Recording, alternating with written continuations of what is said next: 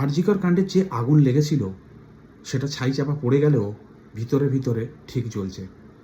তাই আজকের আমাদের রাজ্যের মাননীয় মুখ্যমন্ত্রী শুভেন্দু অধিকারী তিনি 3 জন ভারপ্রাপ্ত আইপিএস অফিসার সেই সময়কার আরজিকর কাণ্ডের সময় তাদেরকে সাসপেন্ড করেছেন। এক বিনীত গোয়েল, দ্বিতীয় ইন্দিরা মুখার্জি, তৃতীয় হচ্ছে অভিষেক গুপ্তা।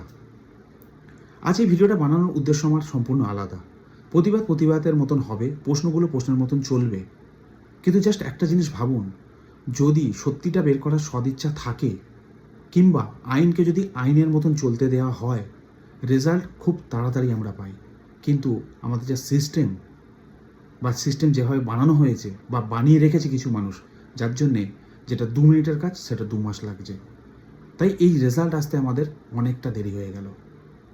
জানি এটা বিশাল বড় কিছু না, কিন্তু তবু এটাই হচ্ছে সূত্রপাত। যেরকম বললাম, আগুন জ্বলেছিল হয়তো অনেক মাস আগে, ছাইও চাপা পড়ে গেছে, কিন্তু ভিতরে আগুনটা এখনও জ্বলছে, সেই প্রশ্নগুলো এখনও রয়েছে।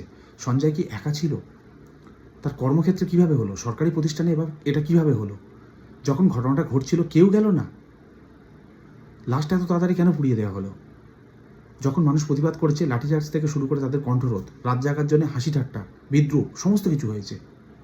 এই প্রশ্নগুলো আমরা কেউ ভুলিনি, আমাদের মনে আছে। ছাই চাপা থাক, কিন্তু জ্বলতে থাক। এটা সবে শুরু। এইভাবে আস্তে আস্তে সমস্ত জট খুলবে। অভয়ার আত্মা নিশ্চয়ই শান্তি পাবে, সে যেখানেই থাকুক না কেন। তিনি এই জিনিসটা দেখছেন, আর তার মা, তার যে লড়াই, তাকেও অনেক কথা শুনতে হয়েছে। কিছুটা হলেও তিনি আজ শান্তি পাচ্ছেন। এর নেপথ্যে যে ঘটনাটা রয়েছে, এক্স্যাক্টলি যেটা ঘটেছিল, কারা কারা দায়ী, কিভাবে এটা এক্সিকিউট করা হয়েছিল, বড় কোনো মাথা আছে কি না, সমস্ত কিছু আস্তে আস্তে জট খুলবে বলে আমার মনে হয়, যেটা আমরা গোটা পশ্চিমবঙ্গবাসী তথা ভারতবাসী জানতে চাই। একদিন না একদিন নিশ্চয়ই সেদিন আমরা দেখব।